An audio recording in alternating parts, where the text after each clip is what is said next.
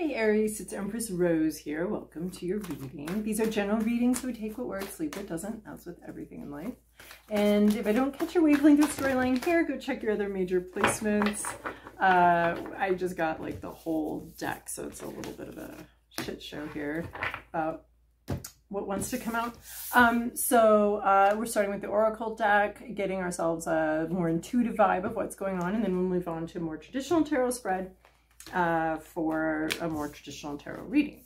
So intuitively, what have we got going on here? Well, we've got trust the niggle. What is the niggle feeling trying to tell you? So you're getting some sort of intuitive hit. You're understanding that. It was really interesting. I was talking to someone recently that didn't seem to understand. It was very strange. They didn't seem to understand what intuition felt like, or it was interesting. So if you fall in that category where you're not quite sure how to interpret your intuition, you know, maybe doing some work on how to figure that out, how your intuition speaks to you.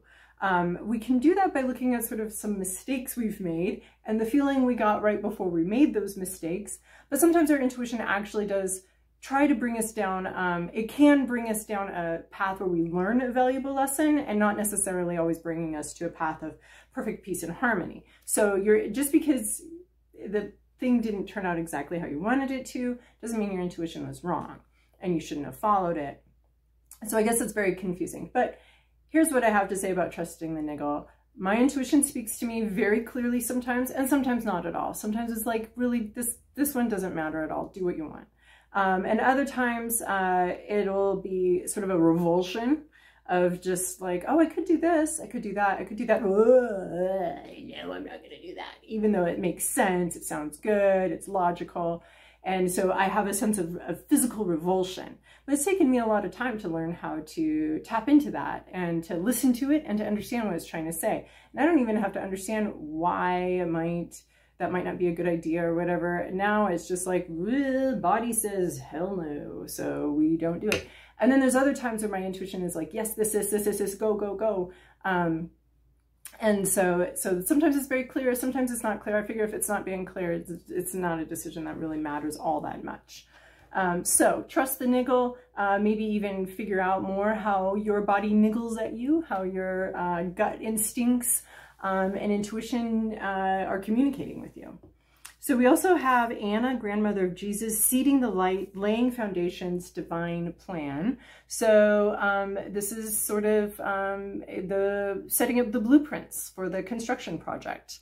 The Anna, grandmother of Jesus, there is a divine plan here. What you're doing right now is actually just laying that foundation. So I love the trust the niggle, because you may not see where this is all going, but you got to trust it, because this is some sort of foundational thing for a much bigger picture, a much larger picture that's going to be unfolding for you.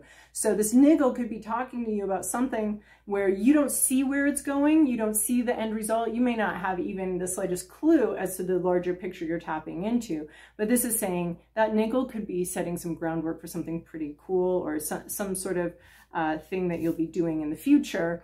So this is why you're trusting that niggle, because you don't know where it's going to go, and that niggle could just be the beginning of the blueprint.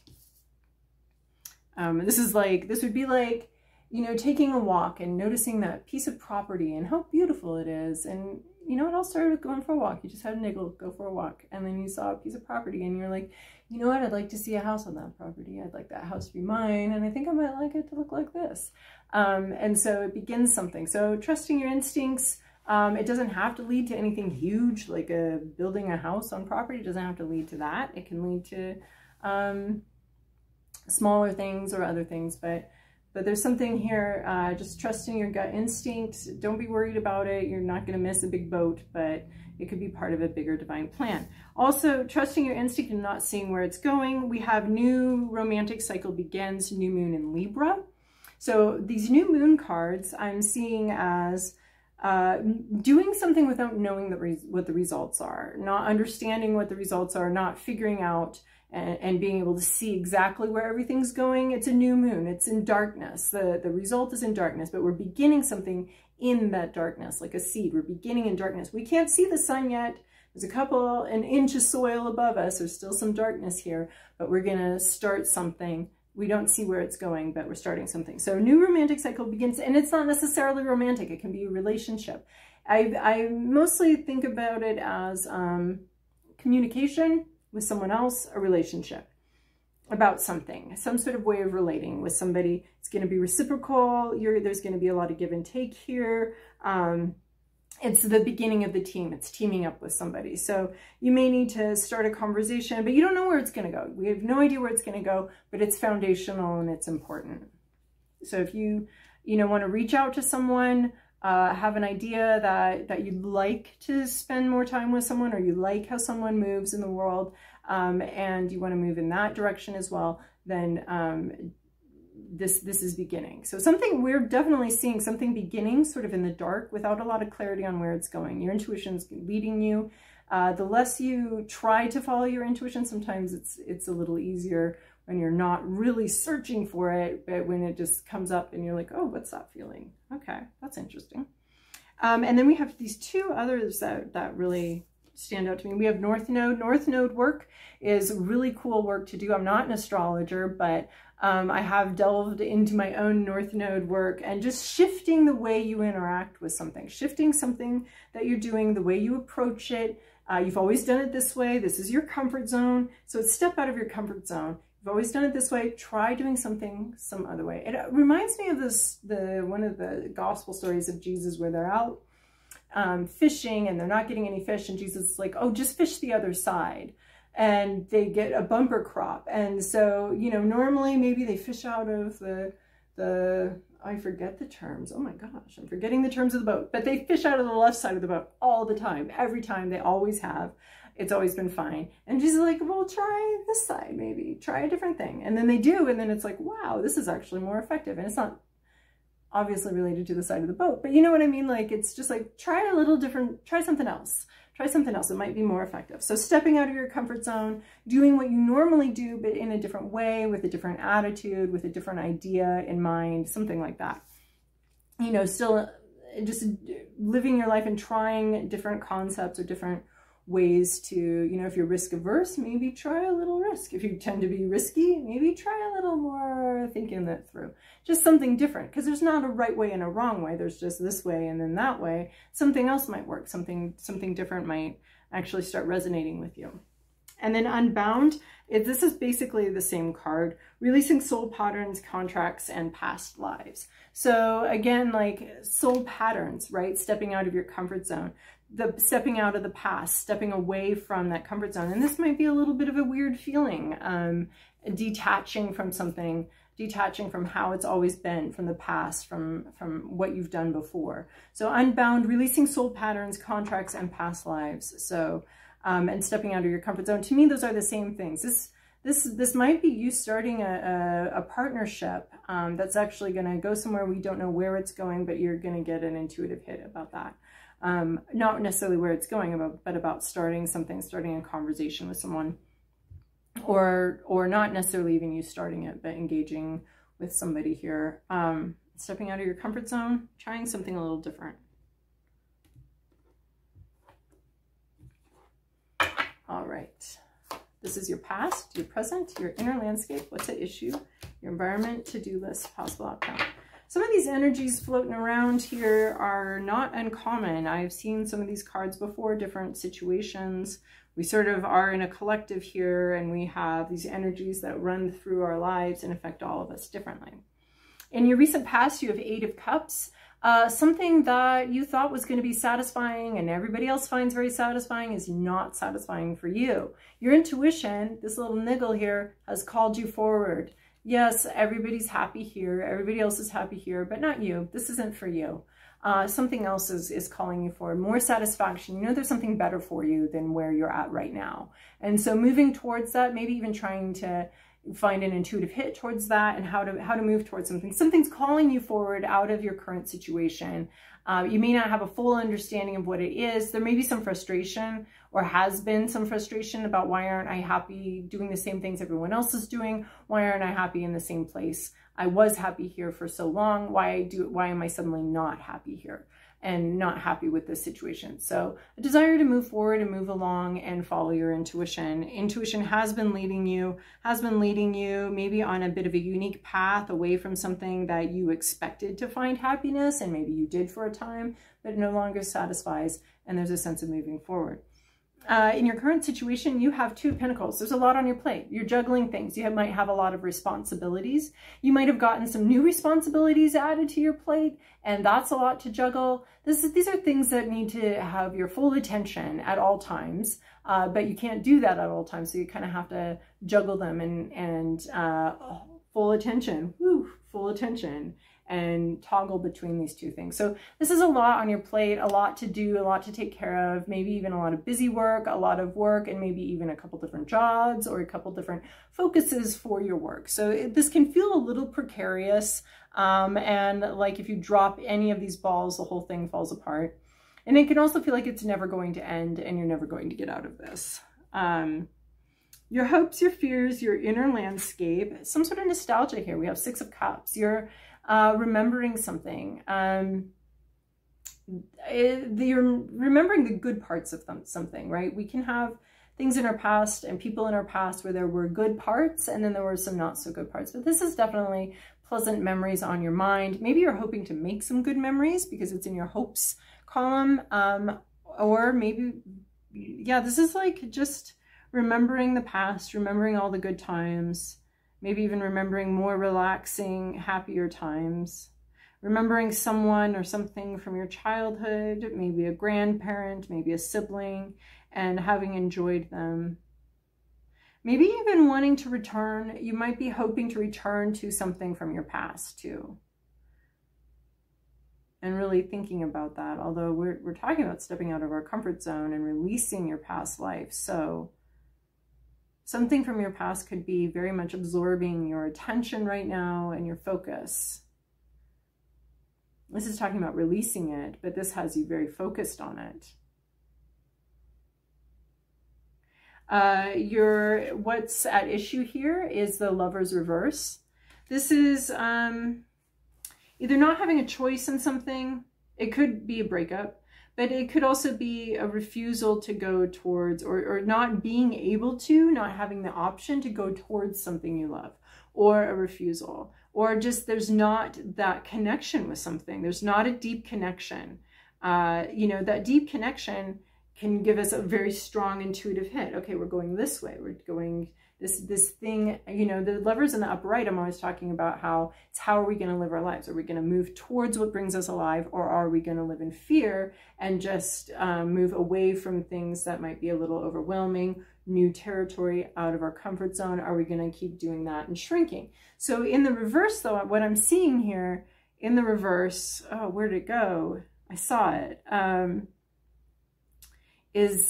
is that living in fear, shrinking away from things, not having the option to go towards something you love. And it could also be, oh, that's where I was going with this thing. It could also be not feeling that strong intuitive hit. Well, now what do I do? Because maybe you were hoping to really connect with something. So in the Lion Tracker's Guide to Life, Vardy talks about how when we lose that track, we lose the track of intuition, our future selves, you know, sort of helping us through things.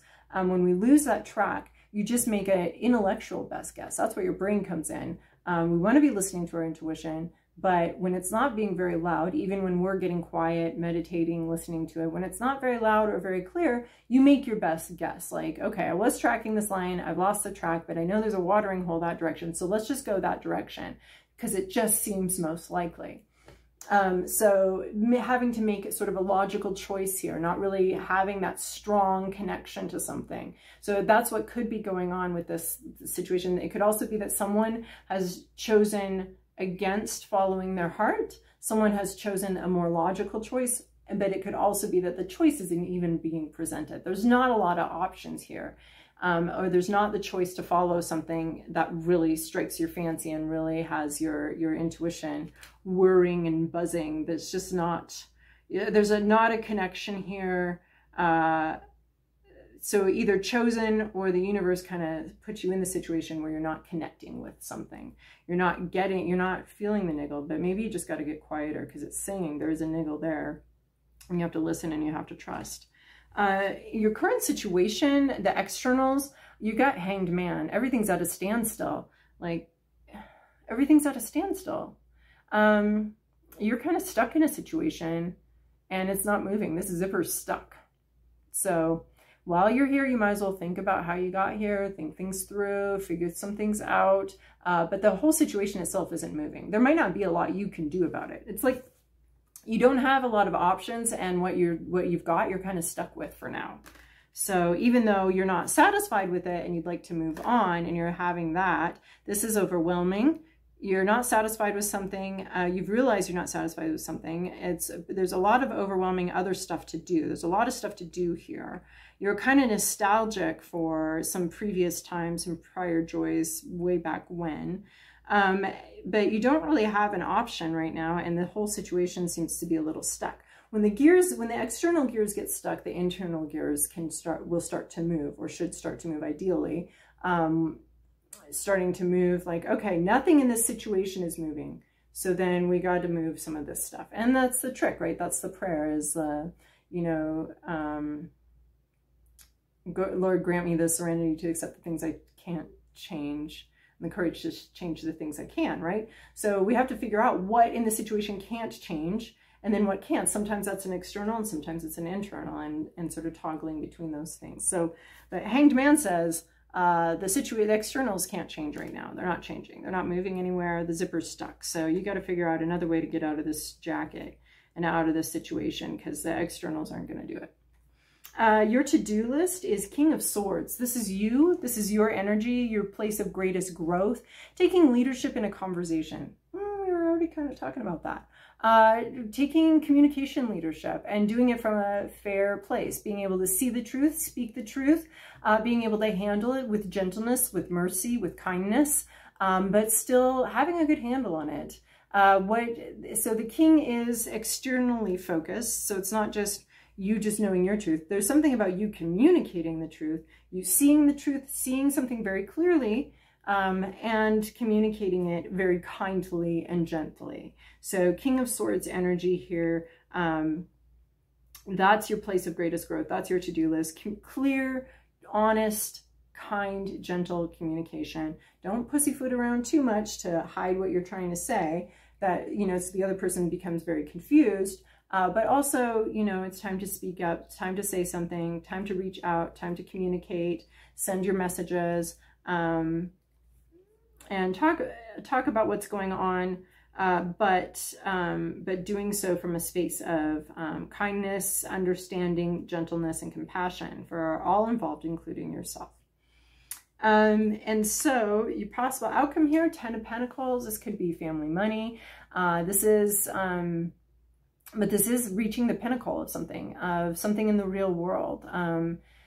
This could be a lot of money, but this also, the way she depicts it here, it's like the end of the growth cycle, right? This is inherited money because the tree can't keep growing because the tree's been chopped down. So this is some sort of, the 10s always represent an ending or a completion of something, some sort of job situation, some sort of money situation. So completing that, some sort of process. It doesn't mean that there's no more money. It doesn't mean that there's no more wealth. It just means that some sort of process of gaining wealth and gaining something completes and ends, or some sort of work process ends. So there's some kind of ending here relating to something physical and in the real world. So it could have to do with money, could have to do with inheritance, family money, could have to do with work money, could have to do with housing, anything kind of tangible becomes completed. There's no more work to be done on it. It's fulfilled. What's left is just to enjoy what was acquired and enjoy that. So that's one of the possible outcomes, very fulfilling. You know, there might, family money maybe. And then I got a new deck. And I'm just going to try to draw one card from this deck.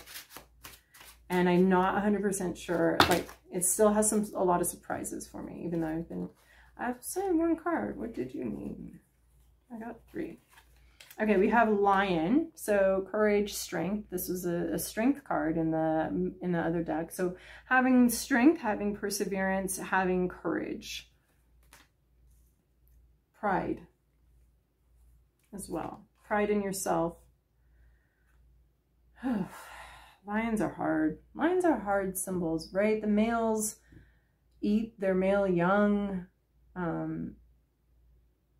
You know, so get rid of the competition. And I swear a lot of men do the same to their sons in a more metaphorical way. And then we have, geez, can I put these cards back? We have Mary Shelley, Loss. But again, we have Frankenstein's monster, right? This is the book she wrote and is most famous for. So here lies, I'm memory. So that, I mean, I would say inspiration too. I mean, she wrote that book very quickly, but we're talking loss here. We have a lion, we have loss, and we have Charlotte Perkins Gilman, freedom. So hopefully those add something to your reading. The loss may create the freedom, like, because that Frankenstein's monster situation, it's like somebody else's loss or some kind of loss creates freedom, and that could be coming in like some sort of family loss creates financial freedom. Or, you know, some person's loss could be a door opening for somebody else. Right? Because in Frankenstein's monster, he takes all of these other bodies and puts them together to create something new. Anyway, well, that was an experiment. So Aries, I hope this was helpful for you. Thank you so much for your likes, subscribes, and comments. I'll see you guys in 2 weeks.